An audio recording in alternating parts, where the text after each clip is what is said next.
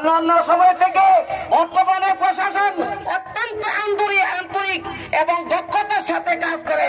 তাদের কাছে আমাদের দাবি জানাই, তাদেরকে আপনাদের প্রযুক্তি ব্যবহার করে নিশ্চিত চিহ্নিত করে বিচারের সম্মুখীন করুন। সময় অল্প, আমরা সকলকে সময় দিতে পারবো না। আমাদের সাবেক চেয়ারম্যান রাজি আহমদ রাজি সাহেব অল্প কিছু কথা বলবেন।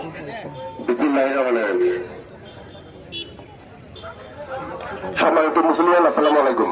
যে পৈশাচিক ঘটনার মধ্যে দিয়ে এই মেয়েটার আজকে মৃত্যুবরণ হলো, এটা আমরা সাবাস ভুট্টার বাউন্ডারির জন্য একটি কলঙ্ক।